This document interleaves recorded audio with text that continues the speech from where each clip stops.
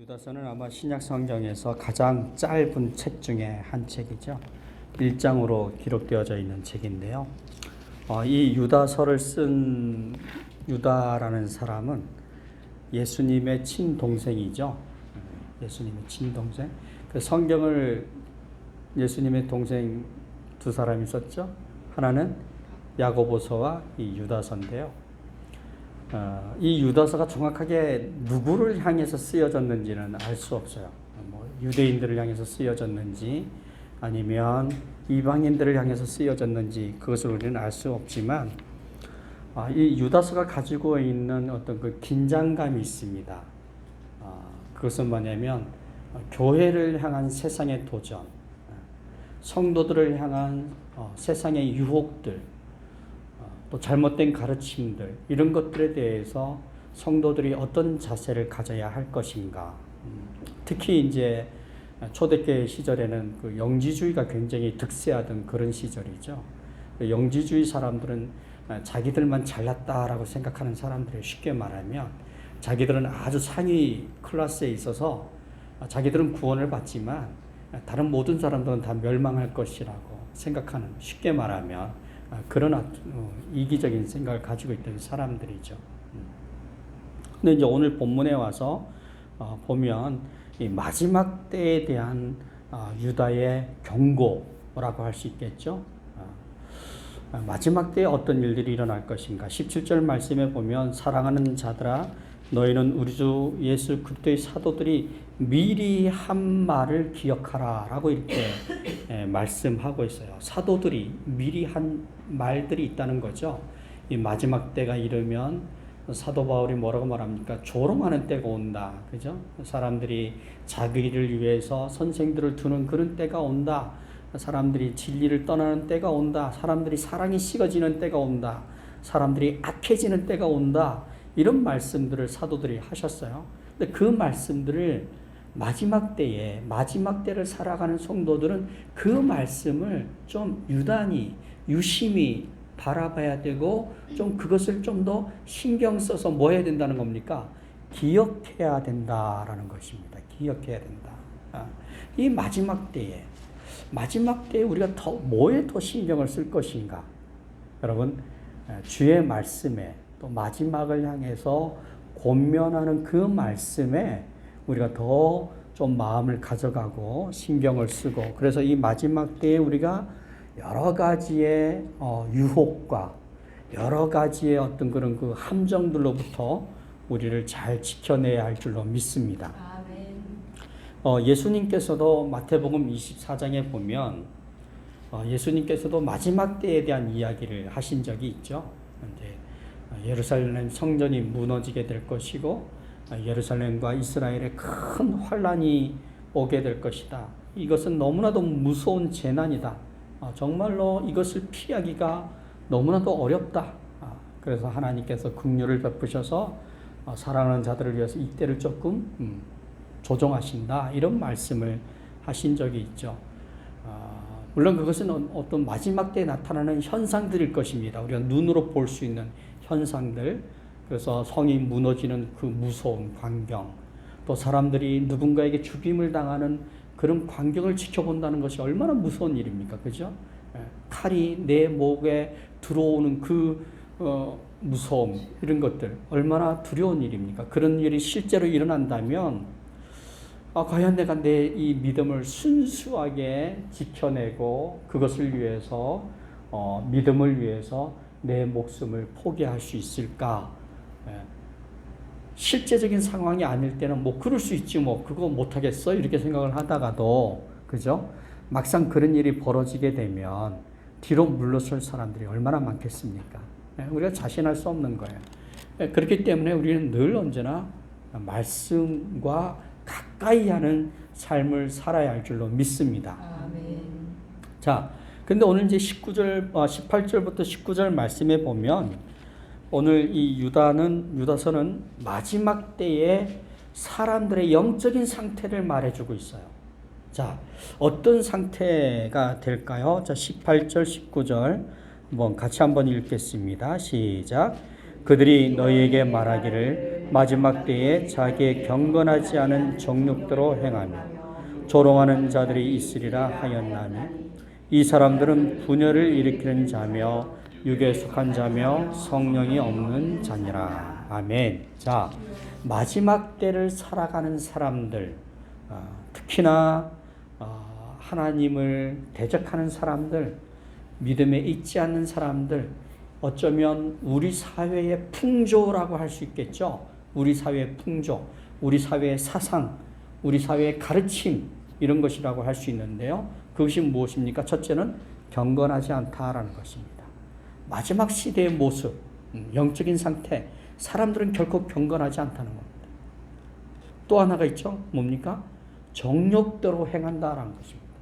마지막 때에 사람들은 경건하지 않을 뿐만 아니라 정욕에 이끌려서 살아간다는 것입니다. 그리고 믿음을 향해서, 기독교의 믿음을 향해서 하나님을 믿는 유일신 신앙을 갖고 있는 이 교회를 향해서 조롱한다라고 했어요. 조롱한다. 그죠? 조롱하게 되고, 그리고 네 번째는 분열을 일으킨다. 19절 말씀에 보면 분열을 일으키는 거예요. 많은 분열을 일으키는 거예요. 끝없이 자기 주장을 내세우고 또 다른 주장을 내세우고 그러면서 분열을 일으키는 거죠. 이것이 안 좋은 것이, 하나님은 우리를 복음 안에서 일치되게 하셔요. 한 몸 되게 하시는 거죠. 하나를 이루게. 그래서 교회의 특징이 뭡니까? 예수 그리스도를 중심으로 한 몸을 이루는 것 아닙니까? 그런데 마지막 시대 때는 이걸 자꾸 분열시키려고 한다는 거죠. 교회를 깨뜨리려고 하고, 교회 안에 큰 교회가 있으면 교회 안에 이런 모임 저런 모임, 그래서 막 서로 이렇게 대립을 하게 되고, 이런 것들, 사실은 이것은 마지막 시대의 악한 자들의 모습이라고 할 수 있습니다. 또 하나의 모습이 있습니다. 무엇입니까? 육에 속해 있다. 육에 속해 있다. 육신의 정욕이죠. 이생의 자랑이죠. 그런 것들에 속해서 육이 이끄는 대로 살아간다는 것입니다. 결정적으로 이 사람들에게 뭐가 없습니까? 성령이 없다. 구원받은 경험이 없는 거예요. 하나님의 은혜에 들어가 본 적이 없는 거죠. 그러니까 하나님의 은혜를 사모하지 않게 되고 교회가 얼마나 소중한 것인지를 알지 못하는 거예요. 그래서 자기 정욕대로, 자기 욕심대로, 그렇죠? 분열을 일으키면서 그렇게 살아간다는 것입니다. 자, 그런데 이 유다서가 하는 말씀이 뭡니까? 이것들은 지금 이 6가지를 말씀드렸는데요. 이것들은 이미 사도들이 하신 말씀이라는 겁니다. 이미 사도들이 이런 말씀을 했다. 그러니 기억해라. 기억해라. 기억하고 그런 때가 온다면 마음을 다잡고 믿음으로 살기를 힘써야 한다라고 지금 말씀을 하는 거죠. 자, 그런 면에서 우리는 어떻게 살아야 될까? 이 마지막 시대에 주님의 다시 오심을 바라보면서 우리는 어떻게 살아야 되는가 하는 것을 한번 나누기를 원하는데요. 첫째는 오늘 20절 말씀에 보면 유다서는 우리들에게 이렇게 권면하고 있습니다. 사랑하는 자들아, 너희는 너희의 지극히 거룩한 믿음 위에 자신을 세우며 성령으로 기도하라. 자, 무엇을 권면하고 있습니까? 거룩한 믿음 위에 자신을 세우라라고 말씀하고 있습니다. 마지막 시대에 거의 많은 사람들이 경건한 것을 싫어하고 정욕대로 행하고 욕심에 이끌려서 그렇게 살아가는 그런 때에 너희는, 그죠? 너희는, 여기서 너희는이 누구입니까? 누구죠? 그렇죠. 성도들입니다. 신자들입니다. 예수 그리스도를 믿는 사람들, 믿는 사람들은 이 세상이 가지고 있는 사조와 이 세상이 가지고 있는 그런 행동 양식과 달라야 된다는 거죠. 어떻게 달라야 됩니까? 어떻게? 거룩한 믿음 위에 나를 세우는 삶을 살아야 된다는 것입니다. 육신이 이끄는 대로 사는 것이 아닙니다. 정욕이 이끄는 대로 사는 것이 아닙니다. 무엇이, 말씀이, 믿음이 나를 이끌어가도록, 믿음 위에 나를 세우도록 힘써야 된다는 것이죠. 여러분, 근데 믿음이 뭡니까? 믿음이 어떤 거죠? 믿음이라는 것이 굉장히 다양해요. 친구 간에 갖고 있는 믿음이 있죠. 그걸 뭐라고 얘기해요? 우정이라고 얘기해요. 의리, 의리도 뭐 괜찮겠네요. 예. 또 뭐 동료들끼리 아는 사람들이 갖고 있는 믿음이 있어요. 신뢰감, 그죠? 예, 그런 것들이 있어요. 근데 성경이 말하는 믿음이 있습니다. 성경이 말하는 믿음이 무엇입니까? 그것은 바로 하나님께 대한 믿음이에요. 성경이 말하는 믿음은 인간 간에 주고받는 믿음을 얘기하는 것이 아니라 사람이 하나님께 갖는 믿음을 믿음이라고 얘기하는 거죠. 아멘? 예. 자, 그런데 그 믿음을 뭐라고 표현합니까? 거룩한 믿음이다라고 말씀하고 있어요. 20절 말씀해 보세요. 그죠? 거룩한 믿음. 하나님께 갖는 그 믿음을 거룩한 믿음이라고 말하는데 이게 왜 거룩한 믿음일까요? 우리가 하나님께 갖는 이 믿음이 왜 거룩한 믿음일까요? 그것은 구원을 얻는 믿음이기 때문입니다. 구원을 얻는 믿음. 생각해 보십시오. 여러분 요한복음 3장 16절 말씀에 보면 하나님이 세상을 이처럼 사랑하사 독생자를 주셨으니 이는 저를 믿는 자마다 멸망하지 않고 영생을 얻게 하려 하심이다 라고 말씀하고 있지 않습니까? 한번 펼쳐보십시오. 요한복음 3장 16절 펼쳐보시고요. 자, 이 거룩한 믿음을 얘기하고 있는데요. 이 거룩한 믿음, 왜 믿음을 그냥 믿음이라고 말하지 않고 거룩한 믿음이라고 말씀하시는 이유가 뭐냐라고 했을 때 그것은 구원을 생각하면서 우리가 이 말씀을 들여다볼 필요가 있죠. 예, 구원. 예. 자, 어떤 구원입니까? 하나님이 하신 일이 있는 거예요.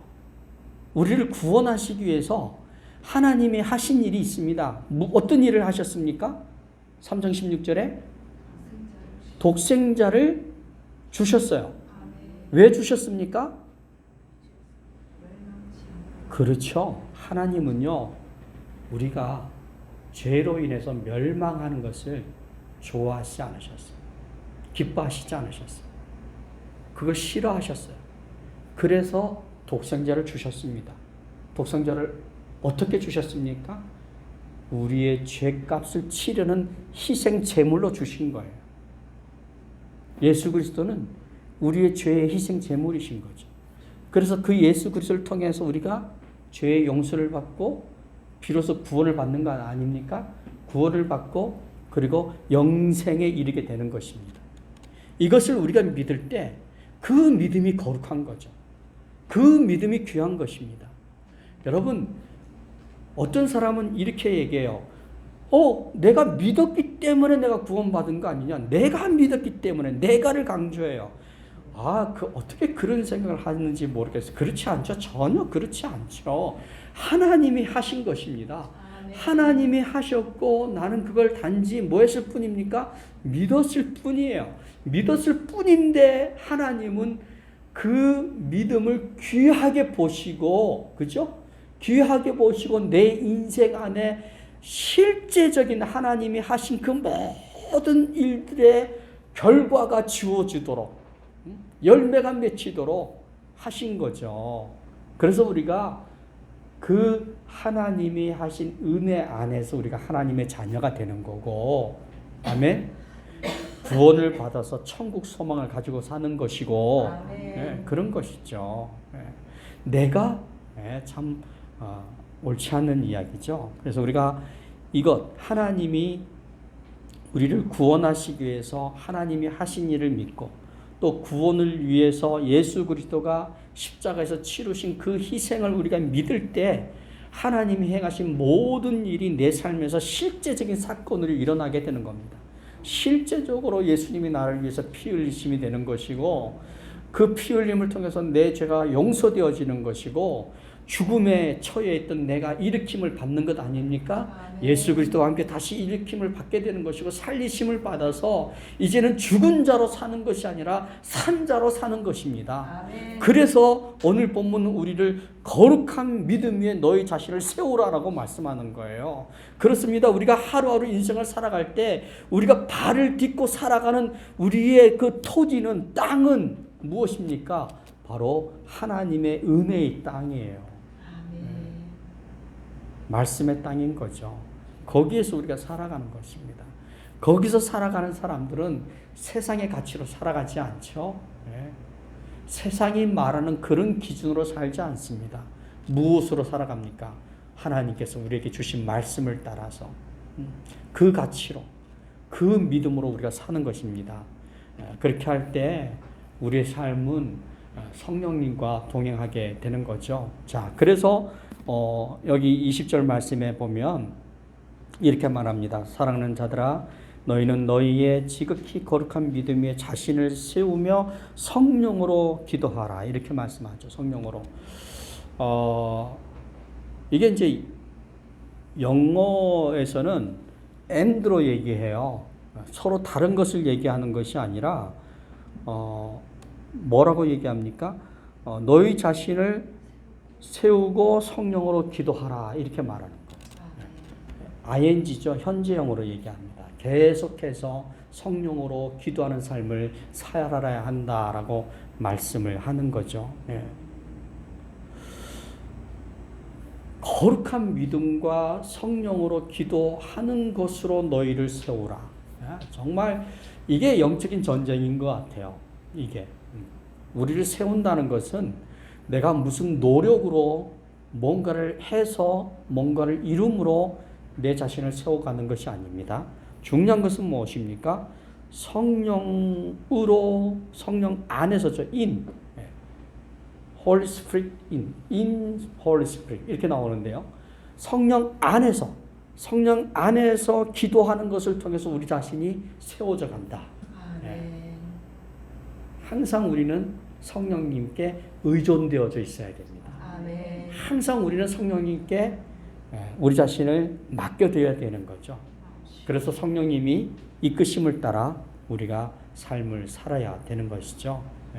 그래서 결국 마지막 시대에 우리가 힘을 쏟아야 되는 것은 예수 그리스도의 복음 위에 굳게 서서 성령 안에 계속적으로 거하는 것입니다.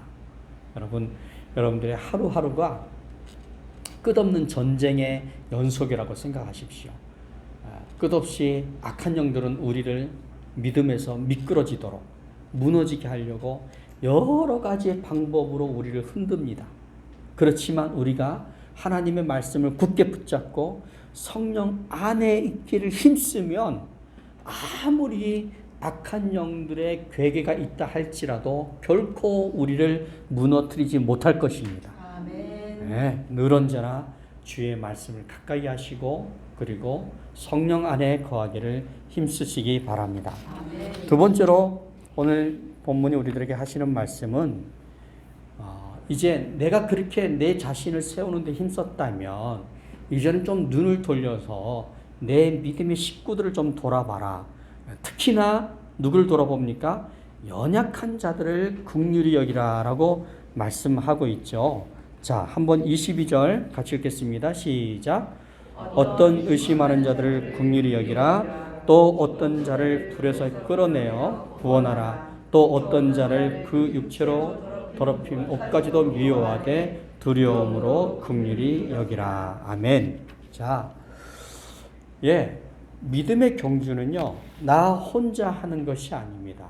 또 우리가 천국에 이르는 그날까지 우리에게 부탁되어진 것이 있죠. 우리에게 부탁되어진 것. 그것은 무엇입니까?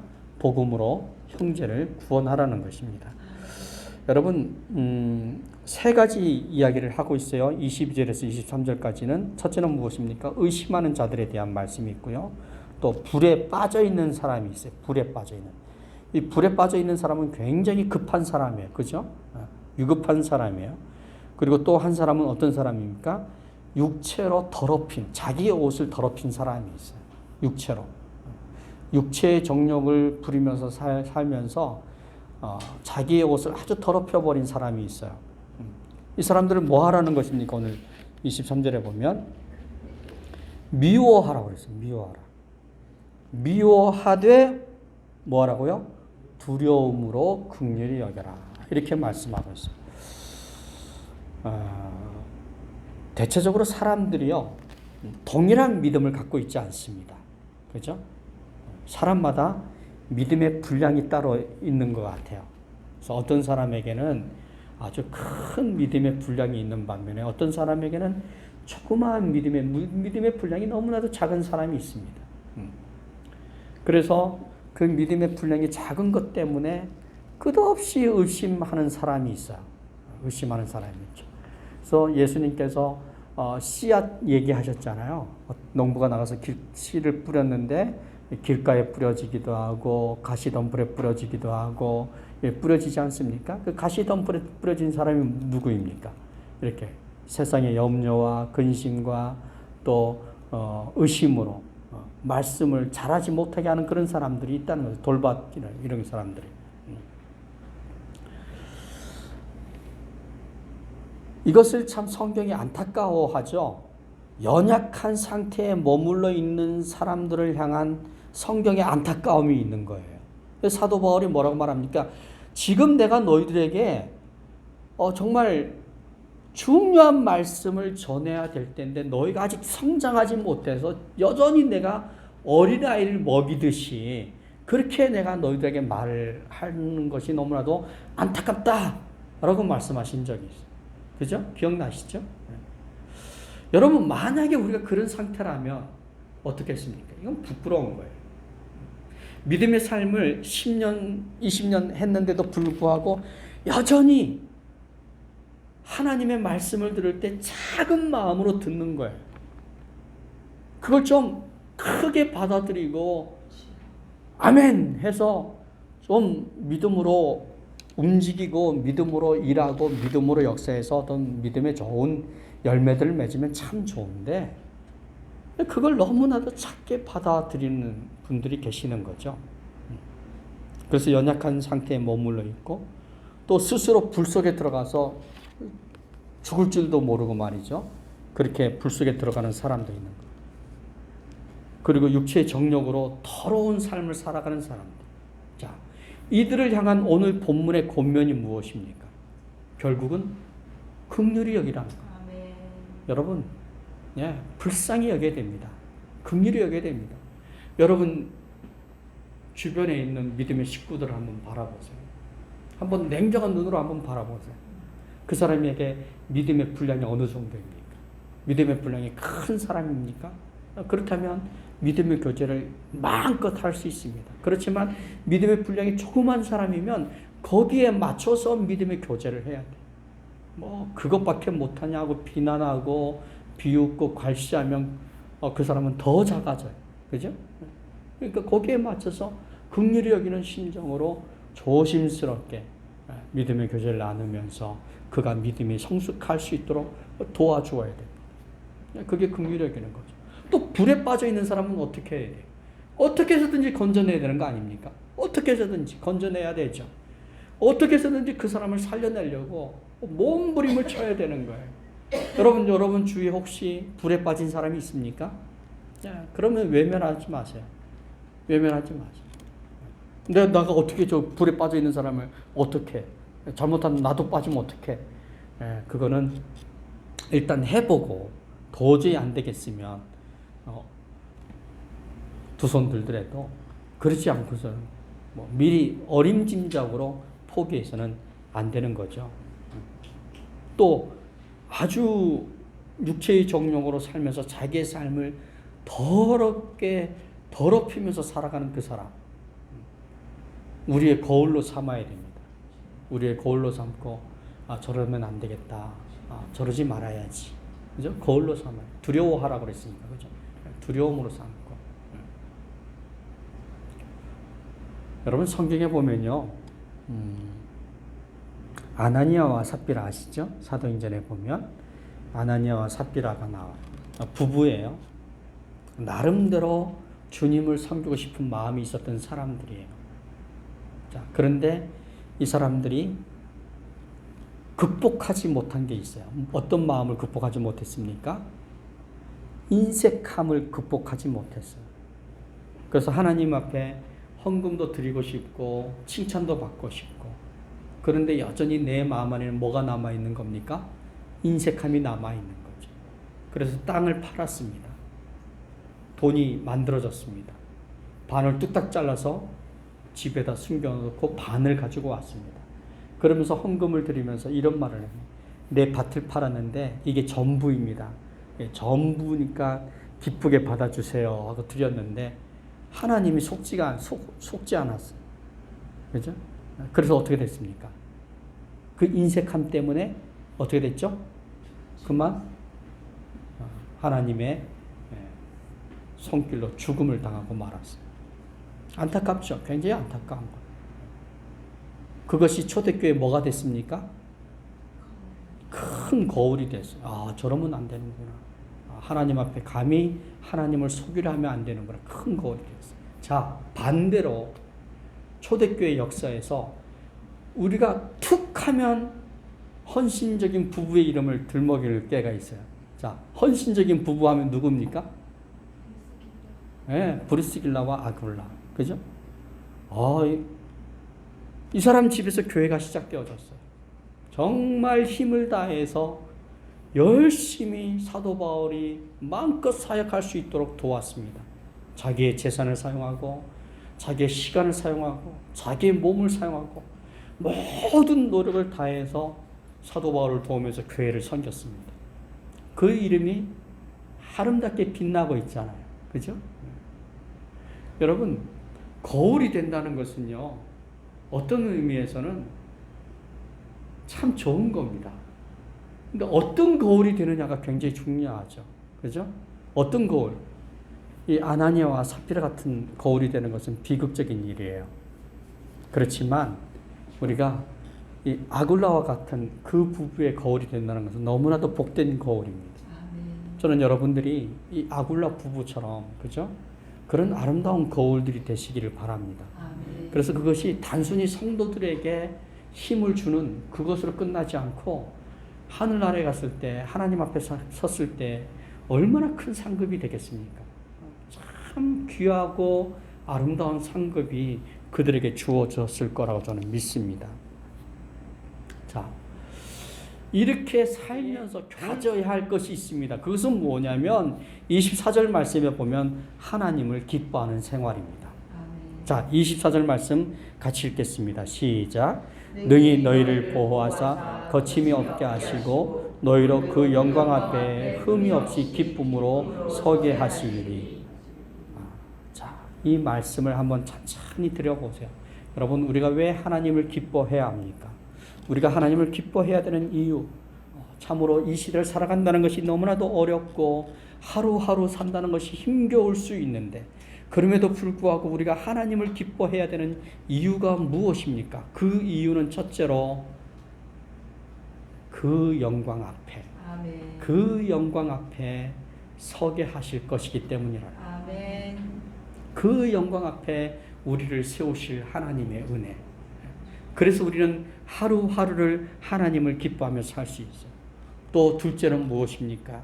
우리를 흠없이 아무 흠 없이, 여러분, 아무 흠 없이. 이게 가능한 일입니까? 흠 없이 하나님 앞에 쓴다는 것이 가능한 일입니까?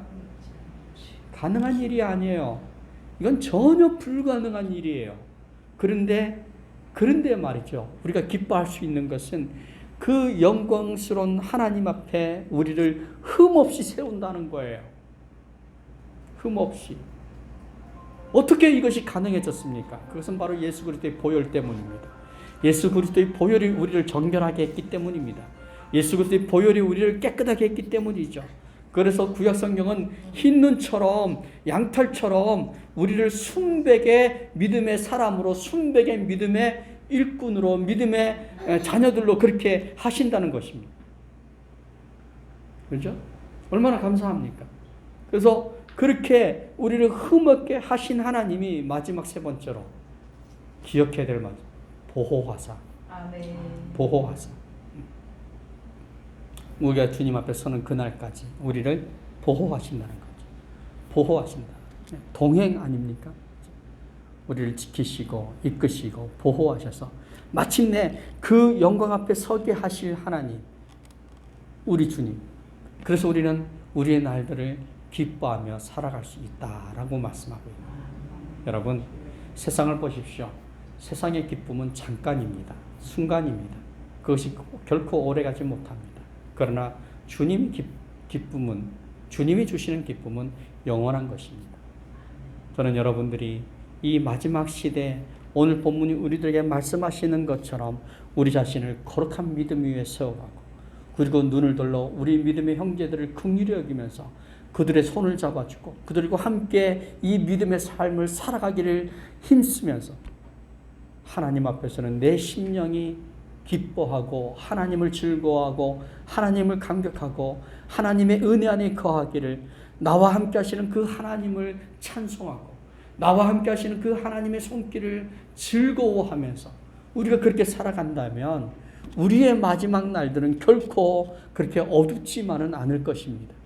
하나님께서 환히 비춰주시는 그 영광의 빛을 따라 우리가 살게 될 줄로 믿습니다. 이 마지막 시대, 여러분, 많은 유혹이 있고 많은 시련이 있을 수 있겠지만 기억하십시오. 오늘 유다서가 말씀하시는 것처럼 기억하십시오. 오늘 이 본문 말씀을 기억하십시오. 이 말씀을 기억해서 여러분 자신을 믿음 위에 세우는 데 힘쓰시기 바랍니다. 여러분들의 믿음의 형제들에게 손을 내미는 것을 주저하지 않기를 바랍니다. 무엇보다도 하나님을 기뻐하면서 하나님을 즐거워하며 그렇게 성령님과 동행하는 삶을 사시기를 주님의 이름으로 축원합니다. 기도하시겠습니다.